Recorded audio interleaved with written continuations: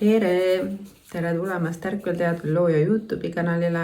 Mina olen Kadri ja ma olen siin selleks, et jagada teile informatsiooni selle kohta, mis mul teile pakkuda on.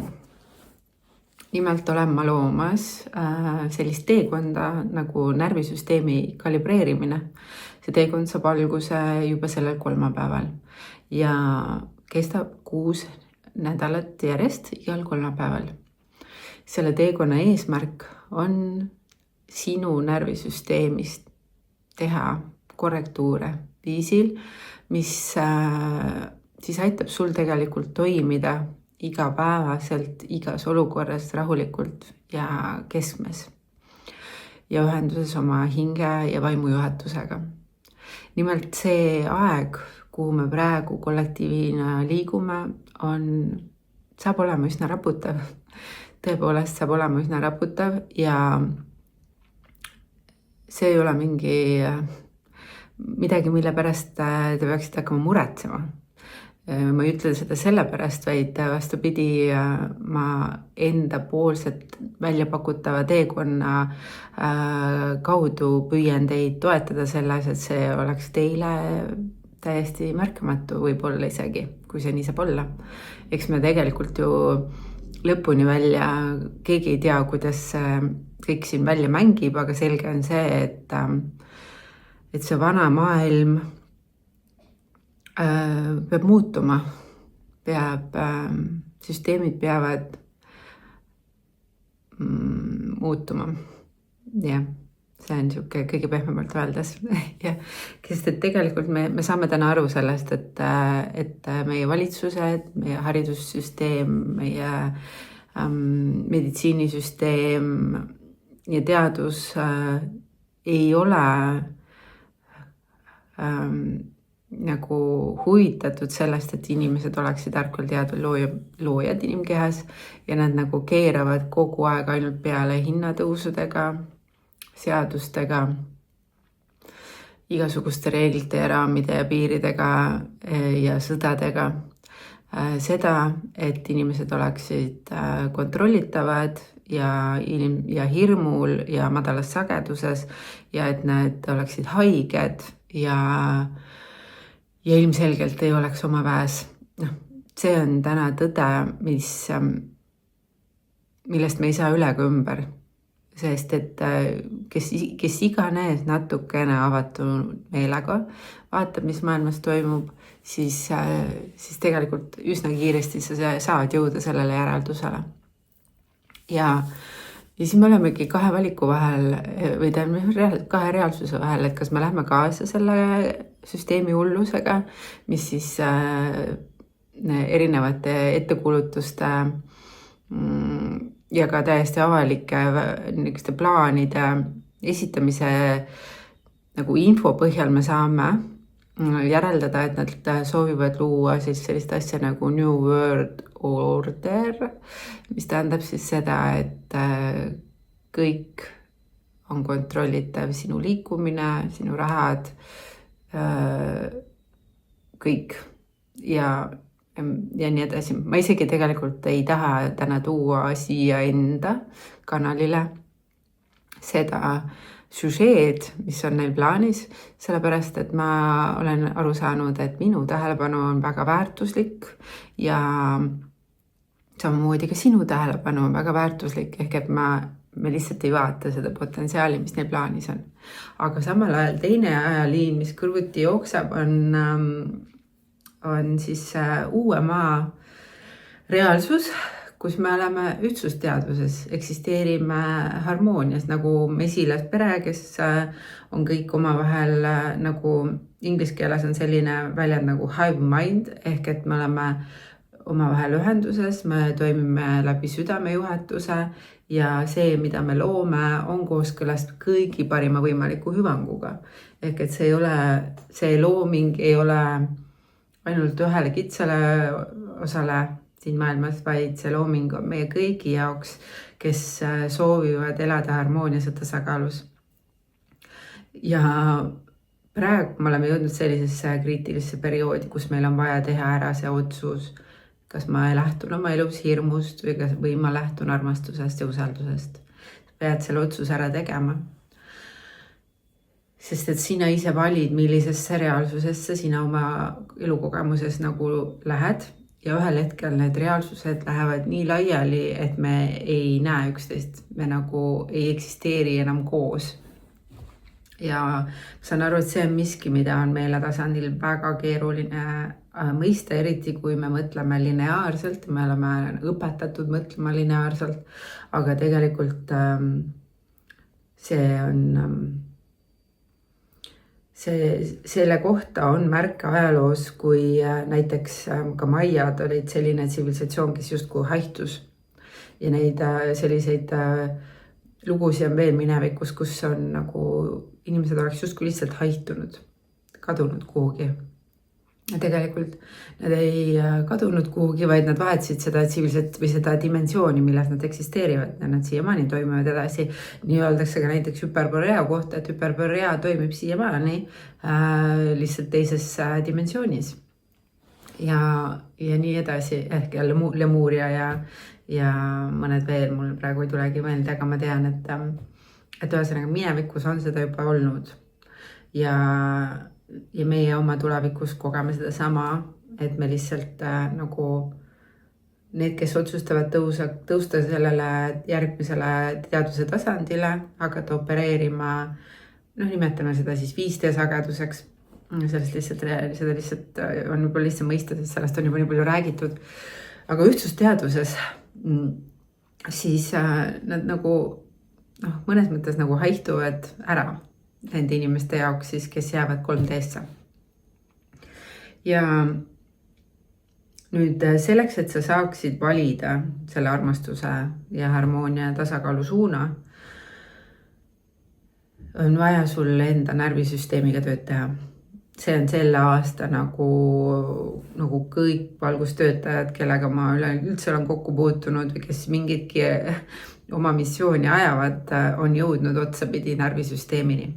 Ja mina samamoodi nii iseenda närvisüsteemini, läbi sellega oma klientide närvisüsteemini.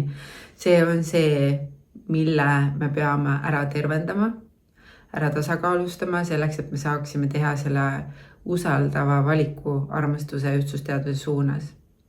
Meie närvisüsteemid on meie sünnist saadik põhimõtteliselt manipuleeritud ja ära lõhutud nii, et me ei oleks tasakaalus, et me ei usaldaks elu, et me tunneksime, et me ei ole väärtuslikud, et me ei ole armastatud, et me ei ole piisavad ja meil oleks pidevalt ebaturvaline. See on see, mis meiega on minevikus tehtud, see lihtsalt on nii, see on selle pimeduse aja nii-öelda, tahaks öelda kingitus, seda nii-öelda kingitus, mis on kaasa antud. Mul on siin väike vaheti suule peal, sellepärast mul on natuke raske laia suuga naeratada praegu, aga igal juhul ehk, et meil on vaja see pimeduse kingitus enda süsteemist välja saada, kuidas iganes keegi seda teeb. Aga mina lihtsalt olen oma teel jõudnud resonantskeeleni, mis on siis, ma olen eelnevalt rääkinud valguse keelest, aga täna ma olen seda teemat enda jaoks rohkem mäletama hakanud. Ja läbi selle ma saan nimetada seda resonantskeeleks. Ehk et see on, seal on kombinatsiooniga valguskeelest, mis on siis valguse keel on valgust esindavate rasside keeled. Valguse keeled on valgust esindavate rasside keeled.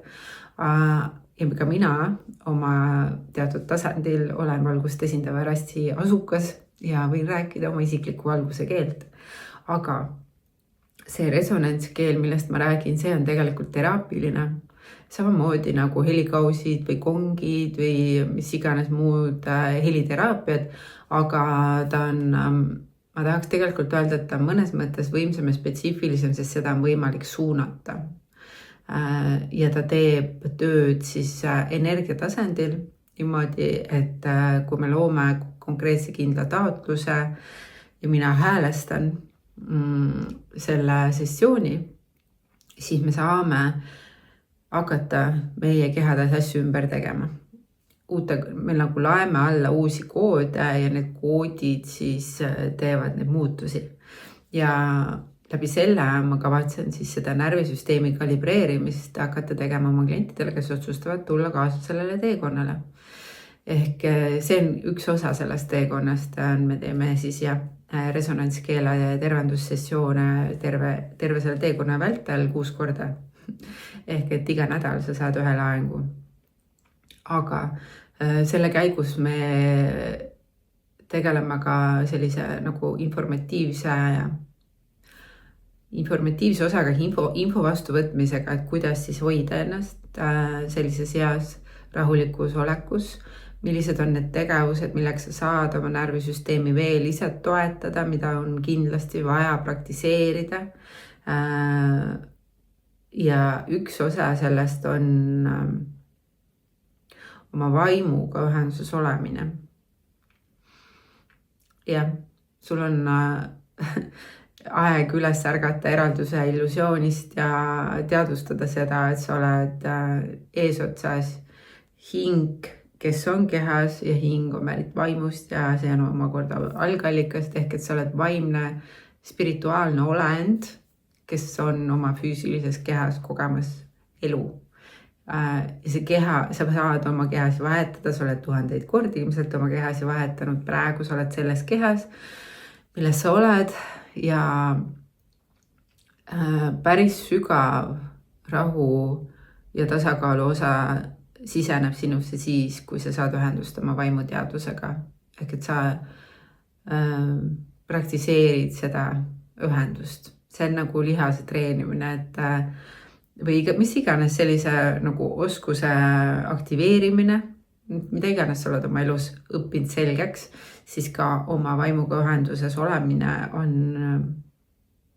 nii-öelda meelde tuletatav ja selgeks õpitav. Nüüd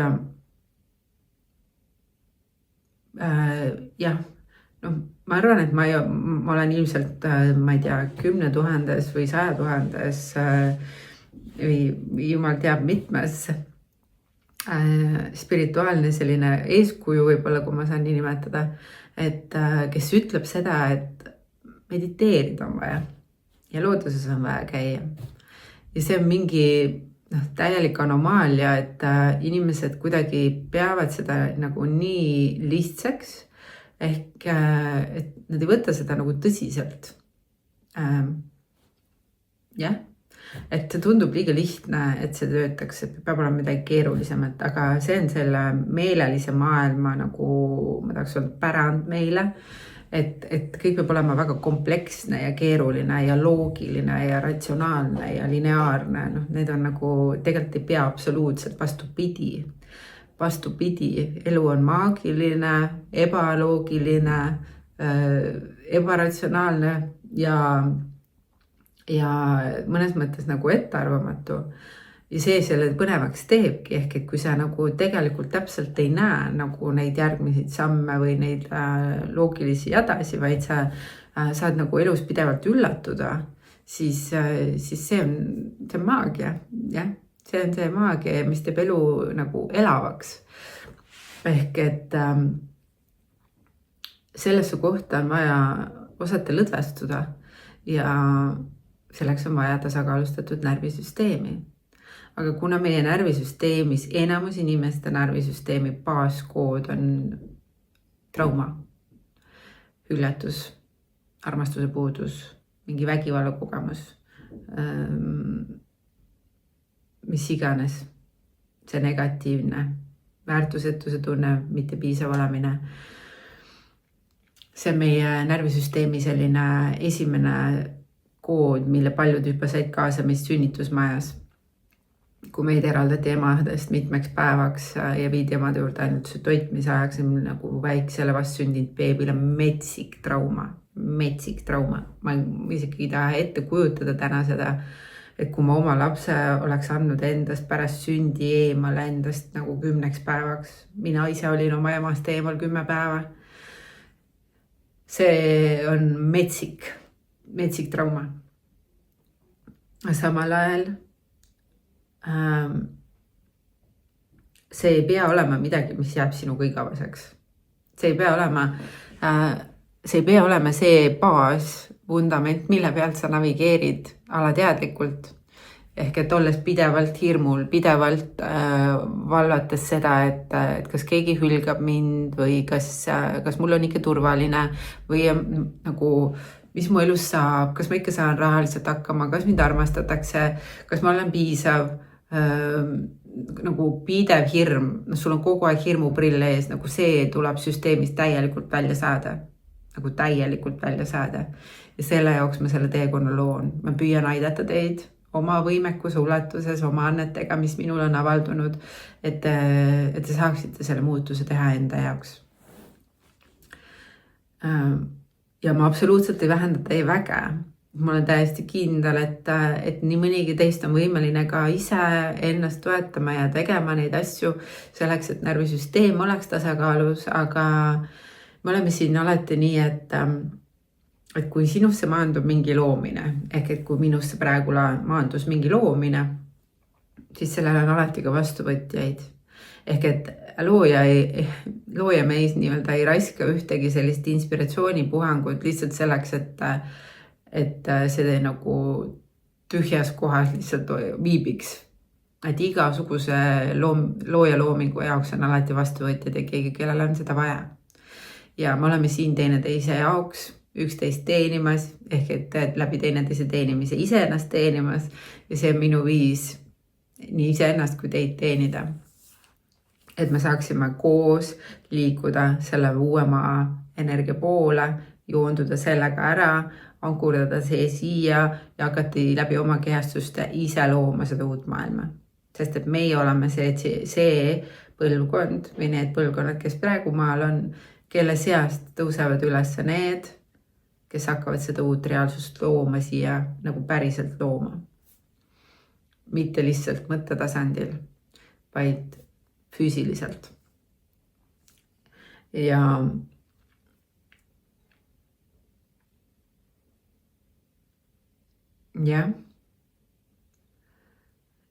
ühesõnaga, pika jutu lõpuks ma kutsun sind sinu närvisüsteemi kalibreerimise teekonnale, mis algab juba sellel kolmapäeval. Ja kui sa kuuled seda video hiljem, siis ma hoian tegelikult neid uksi lahti ka nädal aega peale teekonna algust, nii et eks sa siis vaata, kas sa soovid sellega kaasa tulla või mitte. Igal juhul anna endast parim, et sa saaksid tasakaalustada sellel aastal enda närvisüsteemi ära nii, et sadagu taevast või pussnuga, siis sina jääd rahulikuks. Sellega sa ankurdad uut reaalsust. See on see, miks on meil vaja olla rahulik. Ja kui see video sulle midagi andis, sa said siit endale mingeid häid mõtteid või see sulle meeldis, siis ole hea, pane like, et YouTube'i algoritmid oleksid lahked selle video jagamisel, et see sõnum jõuaks kõikide inimesteni, kellele seda vaja on. Ja kui sa veel ei ole minu kanali jälgija, siis pane subscribe või telli ja kui sa tunned, et see info võiks jõuda kellegini, keda sa tahad selle infoga rikastada, siis lihtsalt jaga. Aitäh ja näeme jälle!